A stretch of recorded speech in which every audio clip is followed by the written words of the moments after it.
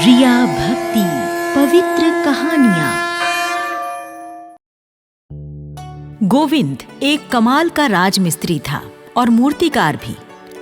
जब भी किसी आदमी को अपने घर में फव्वारा, कोई मूर्ति या कोई और डिजाइनदार चीज बनवानी होती तो वो गोविंद को ही बुलाता था। गोविंद के काम की हर जगह तारीफ होती थी। वो बहुत ही शांत स्वभाव का व्यक्ति था।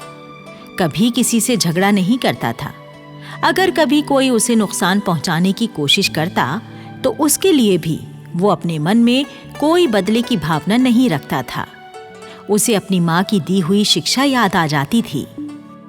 जो तो को कांटे बोए तो ही बोतू फूल, तो को फूल के फूल हैं, बाको है त्रिशूल। जो अपने माँ के बताए रास्ते पर चलता और अपने मन को शांत रखता है। गोविंद की माँ खाटू श्याम प्रभु की भक्त हुआ करती थी। गोविंद को खाटू श्याम की भक्ति अपनी माँ से विरासत में मिली थी। इसीलिए वो खाटू श्याम प्रभु के दर्शन करना चाहता था, लेकिन किसी कारण उसकी ये इच्छा पूरी नहीं हो पा रही थी। जब कभी भी वो खाटू श्याम प्रभु का भजन गाता तो मन ही मन उनसे सवाल भी करता। प्रभु, मैं सबके घर बनाता हूं। आपकी कृपा से सभी मेरे काम की तारीफ भी करते हैं, पर आज तक मेरा अपना घर नहीं बन पाया। मेरे ऊपर आपकी कृपा कब होगी प्रभु, कब होगी? असल में गोविंद के पास जमीन का एक छोटा सा टुकड़ा था जिस पर वो अपना घर बनाना चाहता था। पर जब भी वो घर बनाने की कोशिश करता, पास रहने वाला चंदर पंचायत में उसकी शिकायत कर देता और कोई ना कोई नुक्ता निकालकर उसका काम रुकवा देता। गोविंद हर बार अपने मन को समझाता। एक दिन गोविंद के सपने में उसकी माँ दिखाई देती है। गोविंद माँ को देखकर रोने लगता है। माँ, माँ, माँ, मेरा घर कब बनेगा? माँ, मेरा घर कब बनेगा? दुखी मत हो बेटे, मैं जानती हूं कि तू अपना घर बनाना चाहता है। फिर वो चंदर हर बार किसी ना किसी बहाने से तेरा काम रुकवा देता है। तुम ही बताओ माँ, मैं क्या करूं?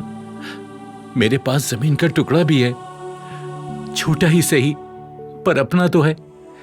और मैं एक अच्छा राजमिस्त्री भी हूं, पर अपने घर नहीं बना पा रहा हूं माँ। तू फिक्र मत कर बेटा, सब ठीक हो जाएगा। गांव के बाहर अच्छी साफ जगह है, वहां तू खाटू श्याम प्रभु की मूर्ति बना दे। जैसे ही वो मूर्ति पूरी हो जाएगी, तेरे सारे काम अपने आप बनते चले जाएंगे। ठीक है माँ, जैसा तुम कहती हो मैं वैसे ही करूंगा। मैं प्रभु की मूर्ति जरूर बनाऊंगा। हाँ माँ, ये मेरा वादा है तुझसे। गोविंद के इतना कहते ही माँ चली जाती है। गोविंद का सपना टूट जाता है और उसे माँ की कही बात याद रह जाती है। अब गोविंद इसी बात को अपनी दिनचर्या बना लेता है। मजदूरी के काम से समय बचाकर वो गांव के बाहर की साफ जगह पर खाटू श्याम प्रभु की मूर्ति बनाना शुरू कर देता है। गोविंद की कारीगरी उस मूर्ति में झलकने लगती है। कुछ ही दिनों में मूर्ति बनकर तैयार हो जाती है। तैयार मूर्ति को देखकर गोविंद अपने आप से कहता है, वाह प्रभु, आपकी कृपा से आपकी क्या मूर्ति बनी है। लगता है आप अभी बोल उठेंगे। काश प्रभु आप मेरे सामने प्रकट हो जाते और मुझसे बात करते। प्रभु। गोविंद, लो मैं आ गया। प्रभु, प्रभु आप स्वयं साक्षात मेरे समक्ष। प्रभु धन्य हो, प्रभु धन्य हो। क्यों नहीं गोविंद, तुम जब किसी के मकान में अपनी कारीगरी दिखाते हो तो वो भी तो तुम्हारे काम की तारीफ करता है। और तुमने मेरी इतनी अच्छी मूर्ति बनाई है तो मुझे भी तुम्हारी तारीफ करने आना ही चाहिए था ना।